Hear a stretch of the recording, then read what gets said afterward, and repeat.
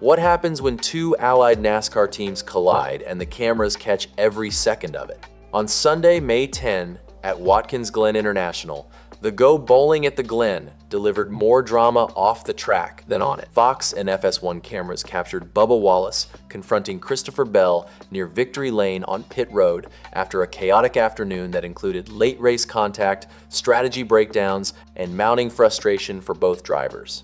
And if that wasn't enough, NASCAR dropped a major scheduling bombshell that sent fans across the country into celebration mode.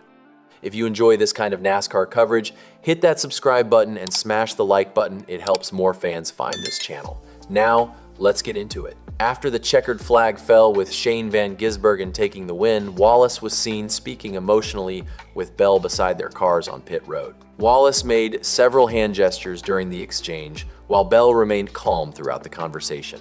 At one point, Wallace walked away before turning back to continue. NASCAR broadcasters noted the two drivers had a few words, and former Cup Series champion Kevin Harvick reacted live on air, saying, "I don't think we're good right here." The exchange ended without physical contact, but the tension was impossible to miss. The results tell part of the story. Wallace finished 29th, Bell finished 21st. The race ran 100 laps on the 2.45 miles road course, and Wallace collected only one stage point during the entire afternoon. What makes this confrontation particularly significant is the organizational relationship between the two drivers. Wallace races for 2311 Racing, co-owned by Michael Jordan and Denny Hamlin. Bell competes for Joe Gibbs Racing. Critically, JGR maintains a technical alliance with 2311, meaning these two teams share resources and data. A public confrontation between allied organizations carries real weight. So, what actually caused the blowup? With 8 laps remaining, Wallace was preparing to make his final pit stop.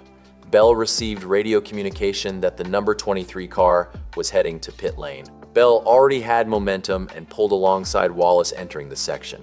The two went side by side into the next corner, forcing Wallace to lift in order to make the turn into pit road cleanly. Reports suggested the number 23 team may not have informed Wallace quickly enough that Bell was approaching on his right side, potentially disrupting his positioning during a critical stage of the race. That wasn't the only damaging moment for Wallace. With 15 laps to go, contact from John Hunter Nemechek sent Wallace spinning in turn 1, dropping him deeper into the field during the closing stretch. Combined with the pit sequence drama, it added up to one of the most frustrating afternoons of his season. However, Wallace's spotter, Freddie Kraft, moved quickly to address the speculation online. Kraft posted, "You shouldn't speculate." Bubba wasn't mad at Bell. That response suggested the conversation stemmed from frustration over a disappointing finish rather than genuine anger directed at Bell specifically. Despite Kraft's clarification, the moment became one of the biggest talking points of the entire Watkins Glen weekend. While the drama unfolded in the garage, the race itself belonged entirely to Shane van Gisbergen.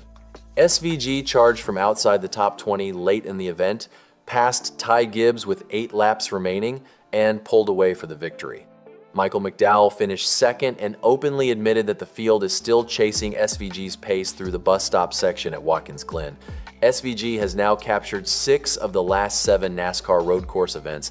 Now to the second major story from this weekend. Watkins Glen International confirmed that its NASCAR Cup Series race weekend will return to September in 2027. Track president Don Burlew made the announcement during a camper welcome event ahead of this weekend's races. The decision places Watkins Glen back inside the NASCAR playoffs. The track's official statement read, "Twisting and turning into the chase.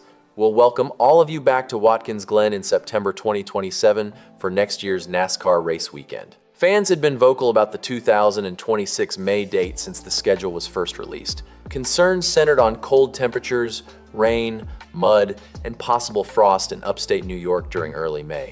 Many nearby campgrounds and parks typically don't open until closer to Memorial Day, limiting access for the camping crowds that traditionally define the Watkins Glen experience.